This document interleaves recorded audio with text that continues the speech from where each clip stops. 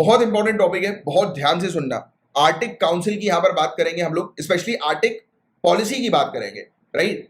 Arctic policy की, हमारे India की आर्टिक पॉलिसी क्या है? आर्टिक क्षेत्र आपको पता है, तो आर्टिक क्षेत्र पर इंडिया जो है उसकी क्या पॉलिसी है, आर्टिक क्षेत्र की खुद की क्या रिलेवेंस है, उसका क्या महत्व है, तो इसके बारे में भी हम लोग चर्चा करेंगे। सो गाइस, केंद्र सरकार ने, सेंटर ने रिलीज करी है इंडिया की आर्टिक पॉलिसी। बहुत इंपॉर्टेंट चीज है, जिसका मेन एम ये है कि इंडिया को रिसोर्स रिच और रैपिडली ट्रांसफॉर्मिंग क्षेत्र जो है आर्टिक क्षेत्र, अब इसको रैपिडली ट्रांसफॉर्मिंग क्यों कहा जा रहा है? क्योंकि क्लाइमेट चेंज का इंपैक्ट इस क्षेत्र पर काफी ज्यादा पड़ रहा है, क्योंकि क्लाइमेट चेंज के कारण टेम्परेचर लेवल इंक्रीज हो रहा है और आर्टिक क्षेत्र जो है वो बर्फ में घिरा हुआ है और ये पिघल रहा है।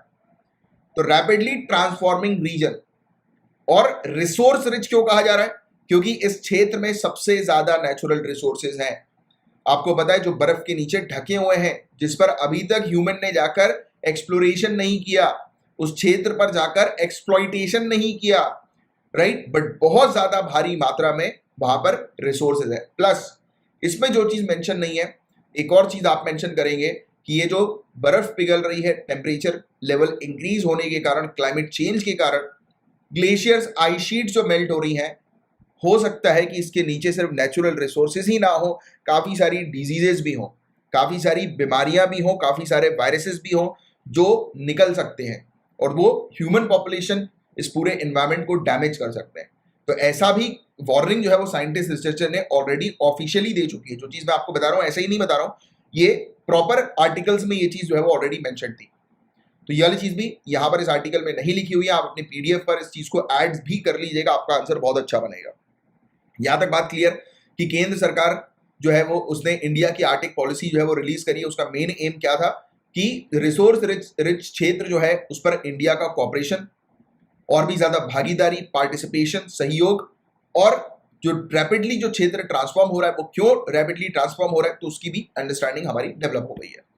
अब हमें इस क्षेत्र, मतलब इस पॉलिसी की क्या आवश्यकता, तो आर्टिक का क्या रेलिवेंस है इंडिया के लिए, आर्टिक की क्या आप कह सकते हो कि सिग्निफिकेंस, क्या महत्व है उसका इंडिया के लिए, राइट। तो इसको आप तीन कैटेगरी में जो है वो समझ सकते हो। पहली category scientific research, climate change, environment, monsoon, right, ये पहली कैटेगरी।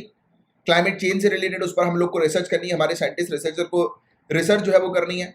दूसरी कैटेगरी इकोनॉमिक और ह्यूमन रिसोर्सेज, राइट, आर्थिक और मानव संसाधन, राइट, तो ये चीज भी हम लोग को देखने को मिलती है। और तीसरी पॉलिसी जो है, जो सिंपल सी है, जियो पॉलिटिकल और स्ट्रेटेजिक। स्ट्रेटेजिक किस कॉन्टेक्स्ट में? सिंपल सी चीज जो अंडरस्टैंडिंग आपको ऑलरेडी हुई होगी। स्ट्रेटेजिक और जियो पॉलिटिकल मतलब अगर उस क्षेत्र में अगर हम अपना कंट्रोल स्टैब्लिश करते हैं, हम अपना, आप कह सकते हैं डोमिनेंस अगर स्टैब्लिश कर देते हैं, तो वो रिसोर्स रिच क्षेत्र है, तो उससे स्ट्रेटेजिकली हम लोग को फायदा होगा। हमारी पावर की जो डिमांड्स है, एनर्जी की जो डिमांड्स है, वो क्षेत्र फुलफिल करने में सक्षम हो जाएगा, राइट। तो ये स्ट्रेटेजिक हो गया। जियो पॉलिटिकल मतलब कि वहां पर हमारा डोमिनेंस हो गया, तो वो जियो पॉलिटिकल के साथ उस चीज को आप लिंक कर सकते हैं कि अलग अलग कंट्रीज में हमारा डोमिनेंस वहां पर सबसे ज्यादा हम लोग को देखने को मिल रहा है, राइट। तो ये चीज है, तो इसको हम लोग एक एक करके समझते हैं। तो सबसे पहली चीज scientific research, climate change and environment, monsoon के बारे में हम लोग बात करें, तो जो भी चेंजेस हम लोग को आर्टिक क्षेत्र में देखने को मिल रहा है उसको अभी तक हमने पूरी तरह से समझा नहीं है, अभी भी और समझना जरूरी है, राइट। हमें देखने को मिल रहा है कि ये जो क्षेत्र है, यहाँ पर जो भी डिस्टर्बेंस होगा ये ग्लोबल वेदर के ऊपर इंपैक्ट करेगा, ग्लोबल क्लाइमेट के ऊपर इंपैक्ट करेगा, ग्लोबल इको सिस्टम्स के ऊपर इंपैक्ट करेगा, स्पेशली इंडिया के मॉनसून के ऊपर इंपैक्ट करेगा। क्यों? सिंपल सा लॉजिक है, टेम्परेचर लेवल इंक्रीज हो रहा है, ग्लेशियर्स मेल्ट हो रहे हैं, टेम्परेचर लेवल इंक्रीज होने के कारण जो ग्लेशियर्स मेल्ट हुए हैं तो उसका रिजल्ट वाटर लेवल इंक्रीज होगा, सी लेवल इंक्रीज होगा, सी लेवल इंक्रीज होगा, काफी सारे जो आइलैंड्स हैं पानी के नीचे चले जाएंगे, पूरे दुनिया भर के आइलैंड्स पानी के नीचे चले गए। क्या हुआ? डैमेज हुआ। क्या हुआ? इंपैक्ट हुआ ग्लोबल लेवल पर, राइट। तो ये चीज हम लोग को देखने को मिल रही है। टेम्परेचर लेवल इंक्रीज हो रहा है, गर्मी जो है वो बढ़ रही है, ग्लोबल वेदर के ऊपर इंपैक्ट हम लोग को देखने को मिलेगा, राइट। बहुत सारी चीजें हैं जो आर्टिक क्षेत्र से डायरेक्टली जुड़ी हुई हैं। मॉनसून के समय पर India receives over 70% of its annual precipitation. India के अंदर जो बारिश हम लोग को देखने को मिलती है, 70% से ज्यादा जो बारिश है मॉनसून के समय पर इंडिया के पास आती है। तो ये वाली चीज आप जानते ही हैं। इंडिया और मॉनसून जो है वो इसके कारण डिस्टर्ब होगा, इस एक्टिविटी के कारण आर्टिक क्षेत्र को कोई डैमेज होगा तो उसका टोटल इंपैक्ट इंडियन मॉनसून पर भी हम लोग को देखने को मिलेगा। और इंडिया के एग्रीकल्चर की बात करें, जो प्राइमरी सोर्स है लाइवलीहुड की, आजीविका, अबाउट 58% इंडिया की पॉपुलेशन, बट आप लिखेंगे 60 to 69%। इंडिया की 60 to 69% पॉपुलेशन रूरल एरियाज में रिसाइड करती है, और रूरल एरियाज में, गांव क्षेत्रों में जो मेन एक्टिविटी जो है, जिस पर लोग निर्भर हैं, जिस पर लोगों की आजीविका अटकी हुई हम लोग को देखने को मिलती है, वो है एग्रीकल्चर, जो कि हमारे जीडीपी का 20% कंट्रीब्यूट करती है। और डायरेक्टली ये एग्रीकल्चर डिपेंडेंट है किसके ऊपर? मॉनसून के ऊपर। और मॉनसून को अगर कुछ भी होता है, उस पर कोई भी इंपैक्ट पड़ता है, तो सीधे सीधे लोगों के ह्यूज मासेस की अगर बात करें, लोग की तो छोड़ी, तो मासेस, ह्यूज मासेस, हमारी कंट्री की मेजोरिटी पॉपुलेशन का आजीविका खतरे में पड़ जाएगा, हमारी कंट्री की जीडीपी पर डायरेक्ट इंपैक्ट देखने को मिलेगा। तो दीज आर द थिंग्स जो आपको मेंस में उपयोग करना है। सी लेवल राइज हो रहा है, इसका कॉन्सेप्ट आपको ऑलरेडी क्लियर है। आइस लॉस जो आर्टिक क्षेत्र में हो रही है, ये मेजर कॉन्ट्रीब्यूटर है ग्लोबल सी लेवल राइज का। इसका इंपैक्ट इंडिया में भी देखने को मिल रहा है। 1300 से भी ज्यादा आइलैंड टेरिटरीज और मैरीटाइम फीचर्स ये पानी के नीचे चले जाएंगे।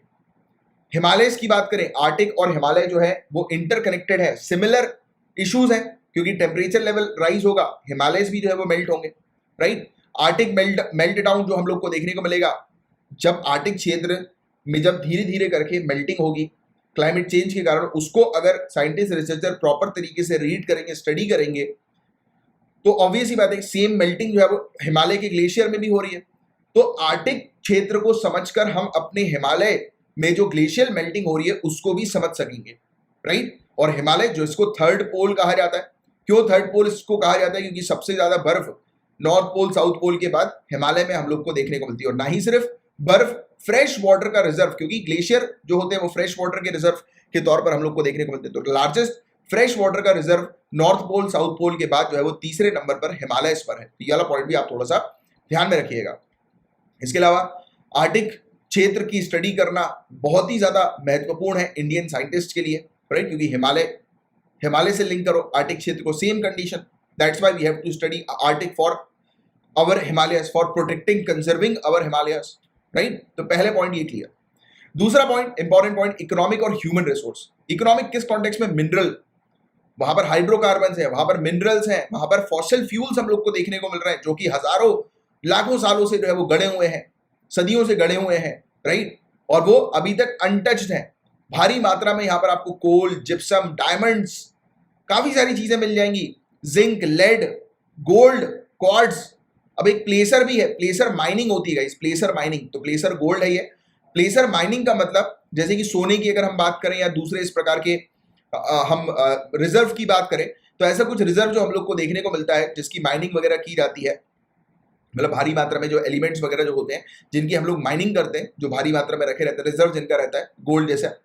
तो इससे आप जो रेत वगैरह हुई या दूसरी डस्ट वगैरह हुई, उसको जो आप अलग करते हो उसको प्लेसर कहते हैं, प्लेसर माइनिंग। तो कभी कभी क्वेश्चन अगर बन जाए प्लेसर माइनिंग से रिलेटेड, तो चाहे तो आप ये चीज या लिख सकते हैं, सिंपल सी चीज, कि जिस भी चीज की आप माइनिंग कर रहे हैं उसमें जो इम्प्योरिटीज है उसको आप हटाते हैं, उस चीज को प्लेसर माइनिंग कहा जाता है। सिंपल सी चीज कि रेत, राइट, ऐसी चीजें जो है उसको अलग करने की जो प्रथा होती है, प्रोसेस होती है, वो प्लेसर कहलाती है।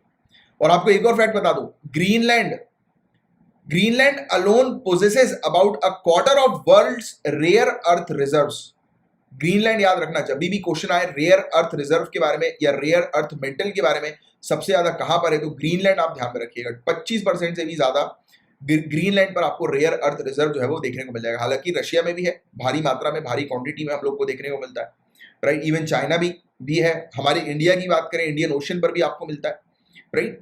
इसके अलावा जियो पॉलिटिकल और स्ट्रेटेजिक इंटरेस्ट क्या है तो आप समझ ही गए हैं ऑलरेडी, राइट, इस चीज के बारे में, इसमें उतना जाने की आवश्यकता नहीं, बट इसमें कुछ चीजें हैं इंपॉर्टेंट। और जैसे इंडिया जो है वो third largest energy consuming country है, तो ये आप हमारे स्ट्रेटेजिक इंटरेस्ट की बात कर सकते हो आप, भाई एनर्जी कंज्यूमिंग कंट्री, हम थर्ड लार्जेस्ट पूरे दुनिया भर में, थर्ड लार्जेस्ट ऑयल इंपोर्टर है, हम ऑयल इंपोर्ट कराते हैं, फोर्थ लार्जेस्ट गैस के इंपोर्टर है। और आप जानते हैं कि आर्टिक क्षेत्र हमारे लिए स्ट्रेटेजिकली कितना इंपॉर्टेंट है, हमारी जो सिक्योरिटी नीड्स है उसको एड्रेस करने में, उसको फुलफिल करने में जो है वो काफी मददगारी साबित हो सकता है, राइट। तो ये चीज हम लोग को देखने को मिलती है, ये स्ट्रेटेजिक चीज के अंदर आ जाएंगी।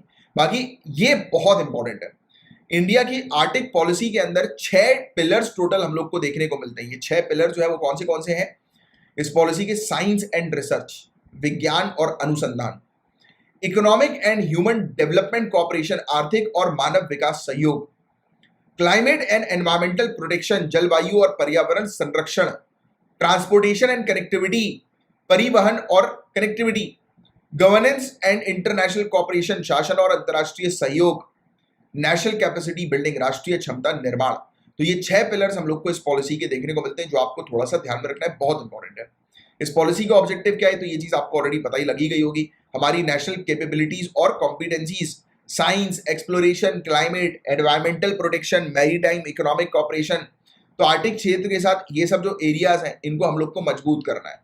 इंस्टीट्यूशनल और ह्यूमन रिसोर्स कैपेसिटी को स्ट्रेंथन करना है, राइट। गवर्नमेंट और एकेडमिक, रिसर्च और बिजनेस इंस्टीट्यूशन के साथ, यानी कि काफी सारी हमारे IIT, Indian institute of science हो गया, राइट। तो ऐसे जो हमारे इंस्टीट्यूशंस हैं और बड़े बड़े बिजनेसेस, बड़ी बड़ी कंपनी जो है वो इस प्रकार की रिसर्च पर काम करती है, R&D पर काम करती है, और हमारी जो गवर्नमेंट है, सभी लोग, और नहीं सिर्फ हमारी, ऑल ओवर वर्ल्ड की, ग्लोबल लेवल की, तो सबके साथ कोलैबोरेट करें और आर्टिक क्षेत्र पर रिसर्च करने पर फोकस करें, टारगेट करें। तो ये ऑब्जेक्टिव इस पॉलिसी का हम लोग को देखने को मिलता है। इंटर मिनिस्टेरियल कोऑर्डिनेशन, अलग अलग मिनिस्ट्री जो है हमारी, और ना ही सिर्फ हमारी, इंटरनेशनल लेवल पर भी सबके साथ जो है वो कोऑर्डिनेट करके इंडिया के इंटरेस्ट को फुलफिल करना, आर्टिक क्षेत्र में जो हमारा इंटरेस्ट है। अंडरस्टैंडिंग बढ़ाना, इनहेंस करना कि आर्टिक क्षेत्र पर क्लाइमेट चेंज का क्या इंपैक्ट होगा, और इसके कारण इंडिया के क्लाइमेट, इंडिया की इकोनॉमी, इंडिया की एनर्जी सिक्योरिटी या नीड जो है उस पर क्या इफेक्ट जो है वो देखने को मिलेगा, राइट। तो इस पर हमारी रिसर्च जो है उसको स्ट्रेंथन करना, मजबूत बनाना और बढ़ाना, एनहेंस करना। contributing better analysis, prediction and coordinated policy making on ice melting in the Arctic region। तो आर्टिक क्षेत्र पे जो आइस मेल्टिंग हो रही है, तो उस पर बेटर एनालिसिस करना, प्रेडिक्शन करना, कोऑर्डिनेटेड पॉलिसी मेकिंग क्रिएट करना, राइट। तो ये सब चीजें हैं। लिंकेजेस पोलार रीजन और हिमालयस के बीच में, जो जिसके बारे में हमने ऑलरेडी बता दिया कि किस प्रकार से पोलार क्षेत्र जो है और हमारा हिमालय जो है वो किस प्रकार से कनेक्टेड है, लिंक है, उसको स्टडी करना। और इंडिया और जो कंट्रीज हम लोग को आर्टिक क्षेत्र में देखने को मिलती हैं, तो अलग अलग आर्टिक फोरम्स के माध्यम से उनके बीच में सहयोग, कॉपरेशन जो है वो होना चाहिए, उसको और हम लोग को डीप करना है, मजबूत बनाना है। इंडिया का पार्टिसिपेशन आर्टिक काउंसिल के अंदर, उसको और इंक्रीज करना है। जो कॉम्प्लेक्स गवर्नेंस स्ट्रक्चर हम लोग को आर्टिक क्षेत्र के अंदर देखने को मिलता है, उसको अंडरस्टैंड करना, उसको समझना है। और क्या इंडिया की आर्टिक पॉलिसी इन सब जो गैप्स हैं उनको फुलफिल कर सकती है? तो इंडिया की आर्टिक पॉलिसी जो है गाइस, ये प्योरली साइंटिफिक अप्रोच से परे चली गई, क्योंकि इसके अंदर स्ट्रेटेजिक इंटरेस्ट भी शामिल है, इकोनॉमिक इंटरेस्ट भी शामिल है। सिर्फ साइंटिफिक अप्रोच के ऊपर आधारित नहीं है, हम लोग स्ट्रेटेजिक अप्रोच भी हमने अपनाई है, इकोनॉमिक अप्रोच भी हमने इसके अंदर शामिल करी है। हमारा जो प्राइमरली फोकस जो है वो हालांकि साइंटिफिक है, 6 पिलर्स के अंदर साफ साफ जो है वो नजर आ रहा है। एनवायरमेंट है, क्लाइमेट चेंज है, राइट, ह्यूमन रिसोर्स है, तो ये सब चीजें साफ साफ इसके अंदर हम लोग को नजर आ रही है, राइट। तो ये चीजें हैं।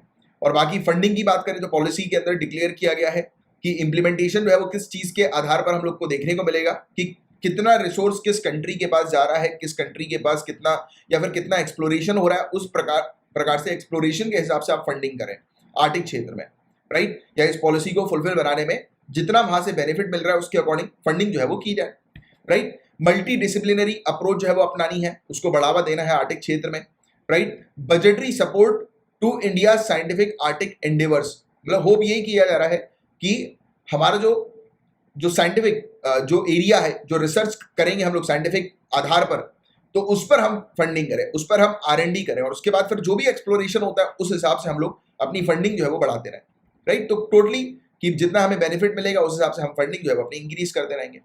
और पोलार रिसर्च वेसल, तो इसमें बताया जा रहा है कि काफी सारी ऐसे वेसल्स जो है, वेसल्स मतलब समझते हो कि हम लोग को जो बड़े बड़े शिप्स वगैरह जो देखने को मिलती हैं, जो पोलार एरियाज पर चले जाएं, वहां पर साइंटिस्ट रिसर्चर जो है वो रिसर्च जो है वो अपनी कंडक्ट कर सके, तो उसको हम लोग को खरीदना है। तो ये भी इस पॉलिसी का जो है वो हिस्सा है। ये बहुत इंपॉर्टेंट है, होल ऑफ गवर्नमेंट। तो ऑब्जेक्टिव जो है वो इंप्लीमेंट की जा रही है एक्शन प्लान के माध्यम से, जिसमें पूरी की पूरी, आप देखिए इंटर मिनिस्टेरियल भी कोऑर्डिनेशन भी इसके अंदर इन्वॉल्व था।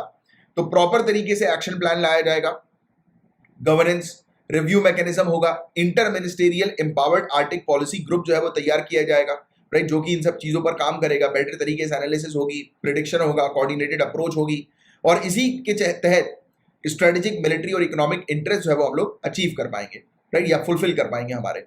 और ये पहला स्टेप है जिसके थ्रू हम लोग डेवलप कर रहे हैं whole of government approach Arctic क्षेत्र पर इंडिया के एंगेजमेंट के लिए, राइट।